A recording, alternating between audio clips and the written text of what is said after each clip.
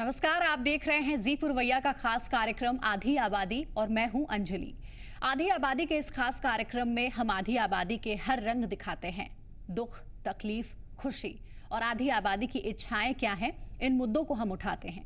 एक बार फिर हम आपके सामने इस कार्यक्रम को लाए हैं और आज के इस खास एपिसोड में हमारे पास आधी आबादी की एक चौंकाने वाली कहानी सामने आई है, जो हमें और आपको ये सोचने को मजबूर करती है कि क्या कभी आधी आबादी बेखौफ होकर अपनी जिंदगी नहीं जी सकती।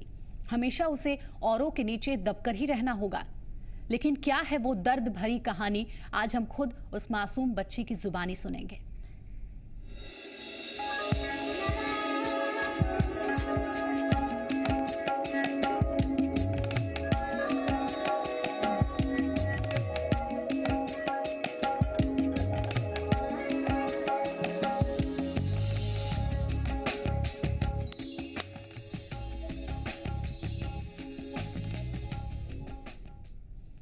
जी हाँ, हमारे साथ जी पुरवैया के स्टूडियो में खुद पीड़िता और उनके पिता, माता और चाचा जी मौजूद हैं, जिनसे हम उनके तकलीफ को जानेंगे। लेकिन पहले ये दर्द भरी कहानी जाननी जरूरी है, इसलिए देखिए ये रिपोर्ट।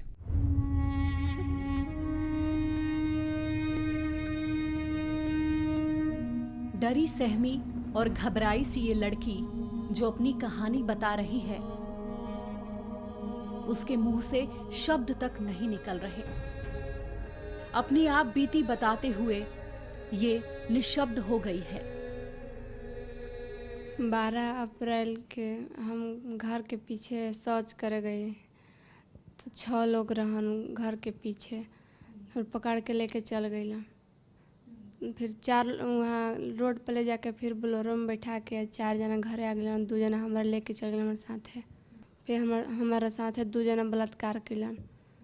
2 दिन हमारा वहाँ रखलन जा। ओकर बाद फिर 2 दिन के बाद अरवल ले आके होटल के बाहरी छोड़ दिलन जा। हमरा थाना पर फ़ोन कैलन जा। फिर थाना हमारा भी जाके हमारा पकड़ के थाना में ले आए। कड़े से कड़ी सज़ा हो और उनका फांसी हो। मेरा जीवन नर्क हो गया है, शर्मिंदा महसूस होता है। ये लाचार है, बेबस है और मासूम है, और जी पुरवैया से मदद मांगने आई है कि पुलिस वाले तो मुझे इंसाफ ना दिला सके, लेकिन उम्मीद जी पुरवैया से जरूर है। एक अच्छे परिवार से ताल्लुक रखने वाली लड़की ने कभी ये सोचा भी नहीं था कि उसके साथ गांव के दबंग ऐसा घिनौना खेल खेलेंगे। 6 दबंगों की इस खौफनाक करतूत की वजह से आज पूरा परिवार डरा सहमा है। पीड़िता की मां का कहना है कि आज हम किसी को मुंह दिखाने लायक नहीं रहे। तरफ अंतराइल नहीं खे, मान ले कि कोई के इज्जत चल जाओ तो एथी ना दुख के बात नहीं खे। हमने के अपन ही जान दे हम जैसा आदमी दूसर हमने का कर सकते हैं। जब मान ले कि प्रशासन भी आते हैं, जब प्रशासन कुछ करते नहीं खन तो हमने के का कर सकते हैं। अब अच्छा घर में शादी हुई सगरे तो बदनाम हो गई। ऐसा घटना कर दिलन, आदमी के मुड़ी गड़ा गई। एक और जहां पीड़िता की मां ये समझ नहीं पा रही है कि वो करे तो क्या करे, उसकी बेटी का भविष्य क्या होगा, वहीं दूसरी ओर लड़की के पिता का कहना है कि लाख गुहार के बाद भी खाकी बहरी बनी बैठी है, लिहाजा उनके सामने अब खुदकुशी के अलावा और कोई रास्ता नहीं बचा है। और प्रशासन ने 2 दिन तक इसको रखा बिना एथी का। 48 घंटा के बाद मेडिकल कराया। पुलिस से हमको कोई आशा नहीं रह गया है। प्रशासन पैसा पर बिकाया हुआ है, कोई सुनने वाला नहीं। सरकार से हम चाह रहे हैं कि सजा हो, कि ऐसा गंदगी न फैले, फांसी उन लोग को हो। कार्रवाई नहीं होगी तो हम लोग क्या करेंगे? पूरे परिवार आत्महत्या कर लेंगे। दूसरा हमारे पास रास्ता क्या है? अब हमारे पास रह क्या गया है? परिवार सदमे में है, गांव वाले ताने कस रहे हैं, घर जाने का रास्ता तक बदलना पड़ता है। आप बीती बताते हुए पीड़िता के परिजन आंसू रोक नहीं पा रहे हैं।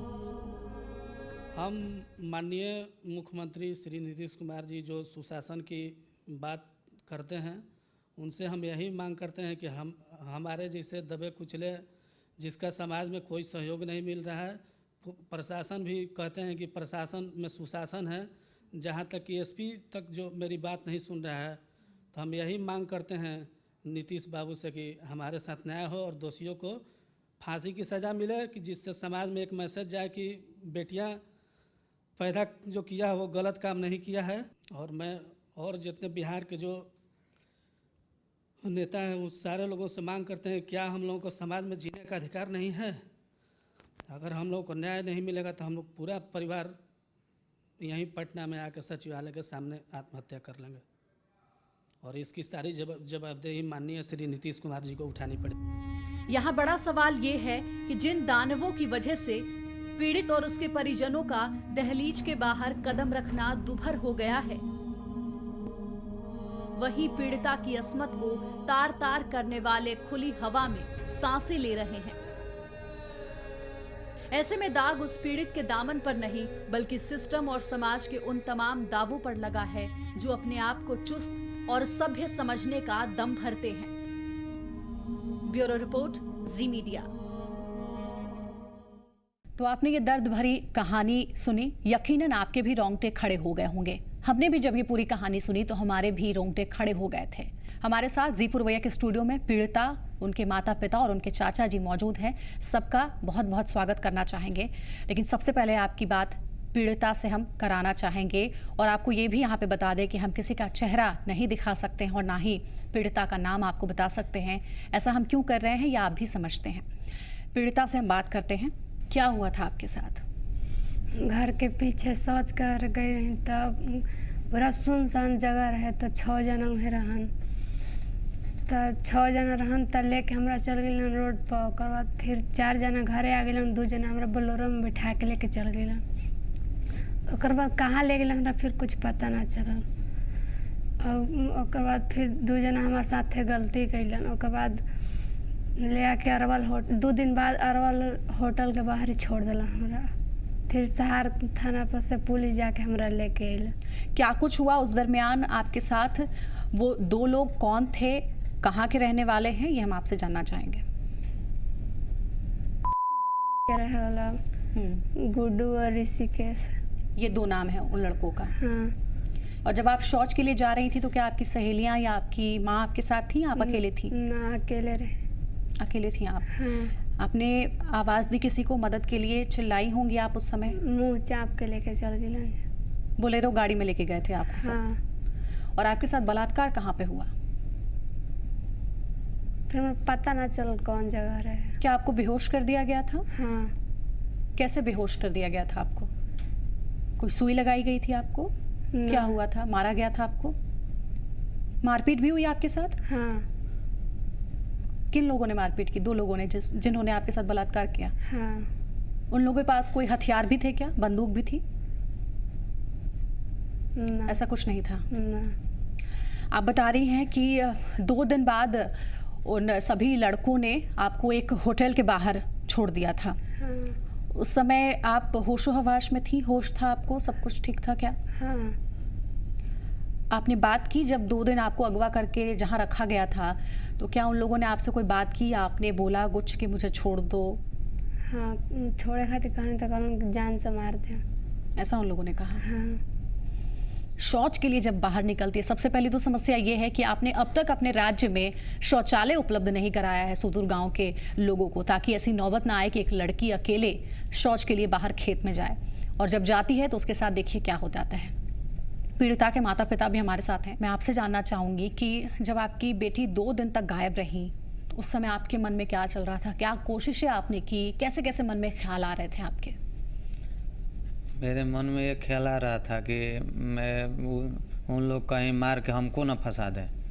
हम अपहरण कर लिया था, तो अपहरण होता है तो लड़की का समझ, एक आदमी समझता है कि गलत उसके साथ होगा। इसके बाद डर रहता है कि मार कर भी आदमी गार्जियन को भी फंसा देगा कि थी पिताजी मार के फेंक दिए चाहिए। तो इसके डर से हम थाना में गए करीब 1:30-2 बजे। जी। थाना प्रभारी को लिखित सूचना दिए। उस दिन सूचना नहीं लिए 12 तारीख 2 बजे दिन में आप गए? जी, उससे पहले आपने अपनी बेटी को खोजने की खोजबीन किया। सभी गांव में, चारों बगल हितनाता में फ़ोन किया, दुनिया जहाँ सब जितना था हमने किया, समझ गए ना जी। इसके बाद थाना प्रभारी महोदय भी गए। हम तो उस समय तो एप्लीकेशन मेरा नहीं लिए, कहे कि हम एथी करते हैं, इस मैटर पर हम पता करते हैं, पता करके आपको एथी करेंगे। लेकिन पुलिस वालों ने कुछ नहीं किया। नहीं, पुलिस वालों ने कुछ नहीं किया। पार्टी से मिलकर 12 को अगवा हुआ था, 13, 14 को सुबह इन लोगों ने एथी किया, 6 बजे लड़की को बरामद किया। मैंने वो जो ले गया था वही फोन। ये पूरी घटना 12 अप्रैल की है, जी। जो अभी बीता है वो। जी। 12 अप्रैल की ये घटना है। 14 अप्रैल को आपकी लड़की आपको मिलती है। जी। पुलिस वाले आपको फोन करते हैं। जी, थाना प्रभारी बीके ब्रजेश बोले कि आपका लड़की आ गई है, आकर अपना एथी कीजिए। थाना प्रभारी बीके ब्रजेश किस थाने के प्रभारी हैं ये? सहार थाना के। ठीक है, सहार थाना में मेरा गांव है। जी जी जी। यहाँ के थाना प्रभारी हैं सहार थाना के जी। बीके ब्रजेश, जिनके पास पहले पीड़िता के पिता गए। आपने बोला होगा थाने में जाके कि मेरी बेटी अगवा हो गई है। जी। क्या आपने ये भी कहा था कि मुझे शक है कुछ लोगों पर? जी कुछ नाम दिए थे आपने? जी, नाम दिए थे 6 आदमी को। वो नाम इन्हीं लोगों के थे जो पूरे मामले में शामिल थे? जी। उसके बाद भी पुलिस वाले ने कोई कार्रवाई नहीं की? जी नहीं। क्या कहा पुलिस वाले ने? ये थाना प्रभारी जो है बीके ब्रजेश, बीके ब्रजेश साहब कहे कि लड़की का बात है, मैनेज कर लीजिए केस, ऐसा कहा उन्होंने? जी। आज जब जिस दिन मेडिकल टेस्ट 15 तारीख को ले गई, करीब 10 बजे यहाँ से थाना से 3 बजे वहाँ आ रहा हुआ था मेडिकल टेस्ट। उसमें शिव शंकर राम नाम के एगो थे, सभी जगह मैनेज पैसा से कर रहे थे। अच्छा, ये कौन है शिव शंकर राम? शिव शंकर राम जमदार हैं, चाहे छोटा दरोगा कहिए उनको। जी, वहाँ तक माने मेडिकल तक की सभी जगह पैसा सेट किए। अब तक मेडिकल रिपोर्ट नहीं मिली है आपकी बेटी? जी नहीं, मेडिकल रिपोर्ट नहीं मिला है हमको, नहीं कोर्ट में गया है। सोचिए कितनी हैरान करने वाली बात है। एक बेबस पिता क्या कर सकता है ऐसे में? पहले तो बेटी को अगवा कर लिया जाता है, पुलिस थाने जो पुलिस कहती है कि हम हमेशा आपकी सेवा में तत्पर हैं, आप आइए हमारे पास अपनी समस्या को रखिए। एक बेबस लाचार पिता जाता है पुलिस थाने। पुलिस थाना प्रभारी जिनका नाम बीके ब्रजेश बताया जा रहा है, उनके सामने इन्होंने गुहार भी लगाई कि कुछ करिए, मेरी बेटी 2 दिन से लापता है। लेकिन उन्होंने ये कहा कि मैनेज कर लीजिए, बेटी का मामला है। क्या यही रवैया रहेगा पुलिस का? उसके बाद क्या हुआ आपके साथ?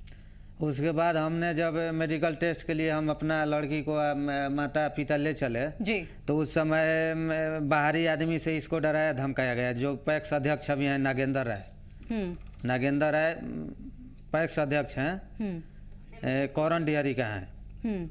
वही समझिए कि लड़की को डराया धमकाया कि बयान नहीं देना है, तुमको जेल में डलवा देंगे, ये करेंगे वो करेंगे। डर के खुलकर बयान कोर्ट में नहीं दिया। ये कोर्ट में भी बयान के लिए कहा कि हमारे साथ एथी हुआ, तब न्यायाधीश महोदय बोले कि मेडिकल करा के आओ तो तुम्हारा विधिवत बयान लेंगे। इसका अधूरा बयान भी हुआ है। सभी जगह पैसा के बल पर मैनेज किया गया है।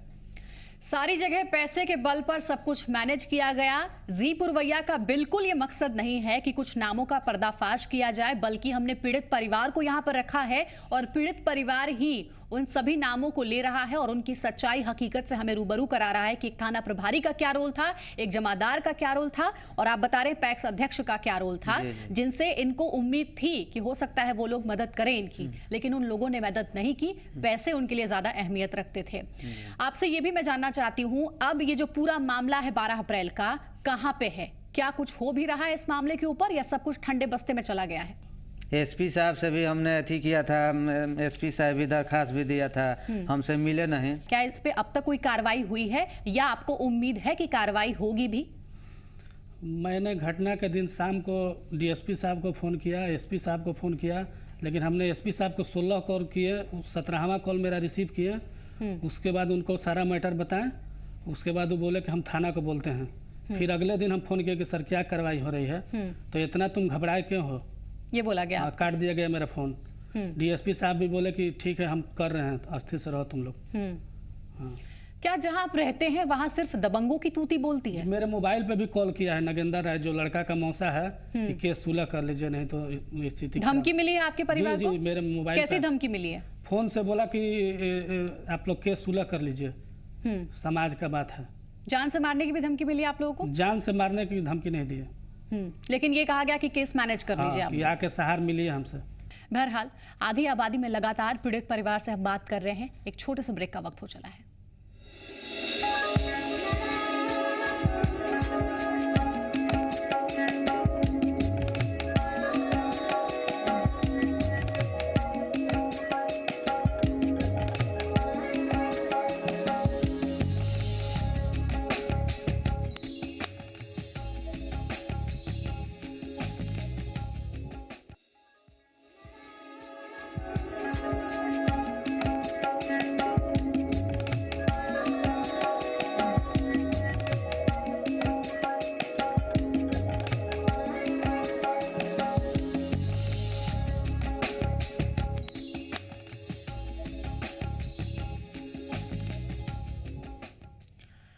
ब्रेक के बाद स्वागत है आपका। आप देख रहे हैं आधी आबादी और आज हमारे साथ स्टूडियो में आरा का एक पीड़ित परिवार है जिनकी बेटी के साथ बहुत बुरा हुआ है।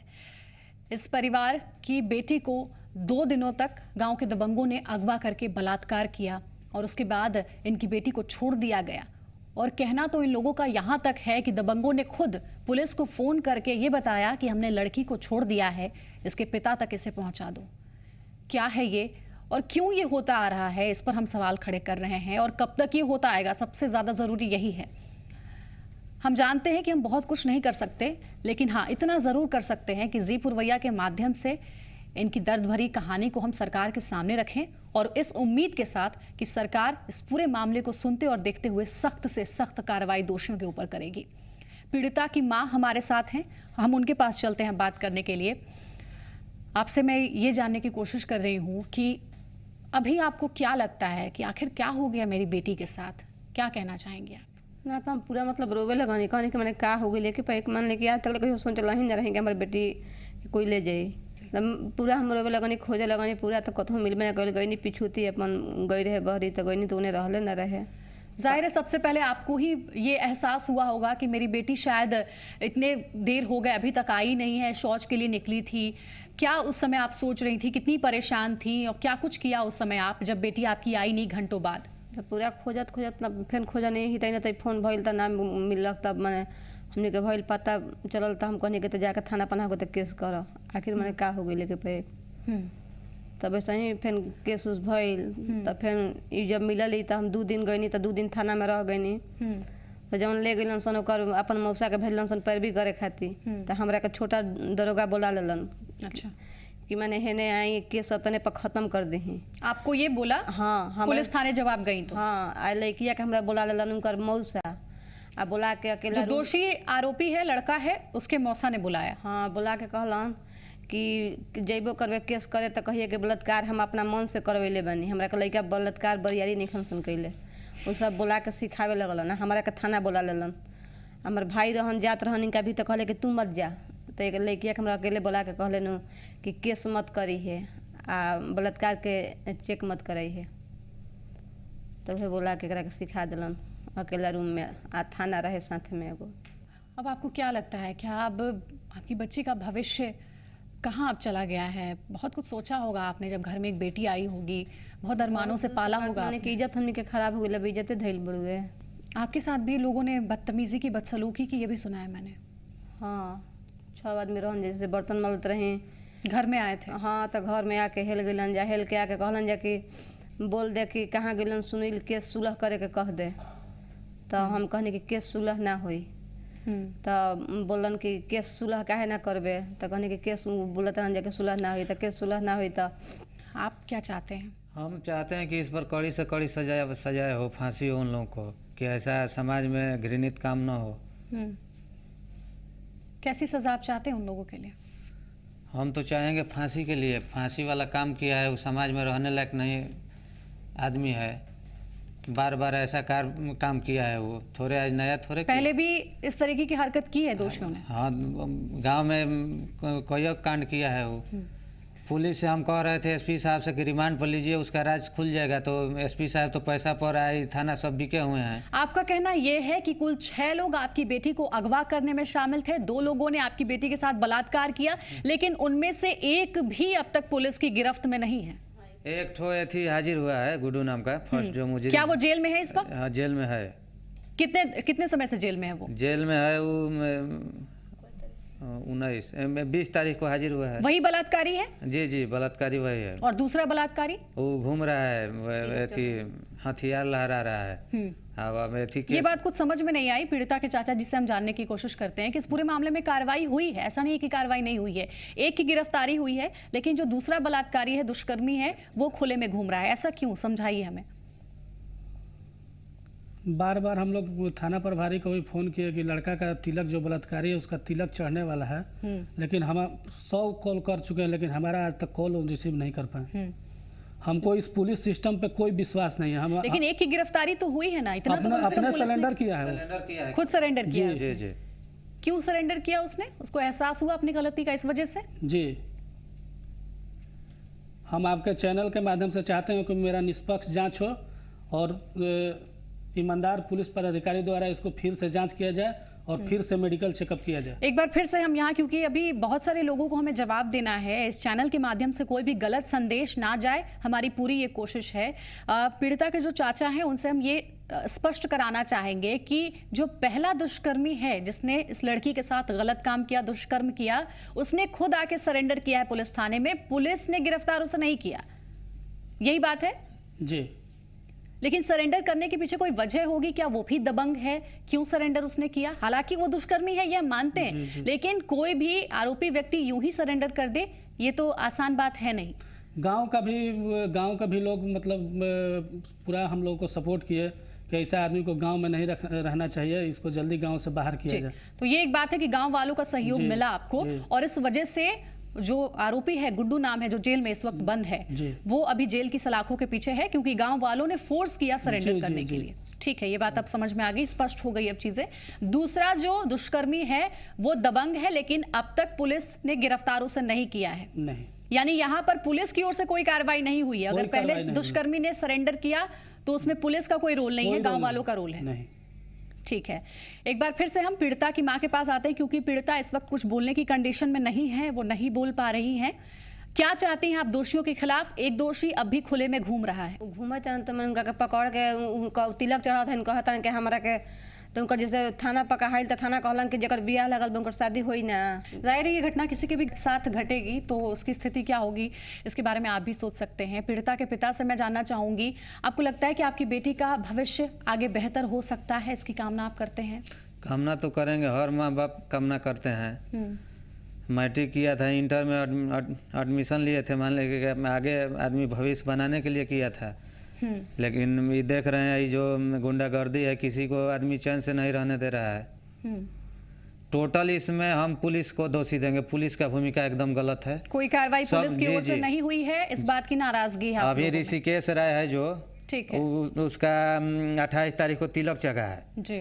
एसपी तक, डीएसपी तक और थाना प्रभारी तक फोन करते करते हम हट गए। ठीक है, लेकिन टोटल आदमी का आगे सुपरविजन होगा तब गिरफ्तार करेंगे। ये कैसा नियम है भाई? बिल्कुल, यानी कि जो दोषी है वो अभी भी खुले में घूम रहा है और पुलिस की ओर से कोई सहयोग नहीं मिल जी, रहा है। 4 तारीख को बारात जा रहा है उसका। हम इस पूरे परिवार के साथ खड़े हैं और इस पूरे परिवार को के दर्द को महसूस करते हैं, तभी हमने सोचा कि ये पूरी कहानी हर किसी के सामने आए, इस उम्मीद के साथ कि इस पूरे मामले पे कार्रवाई हो।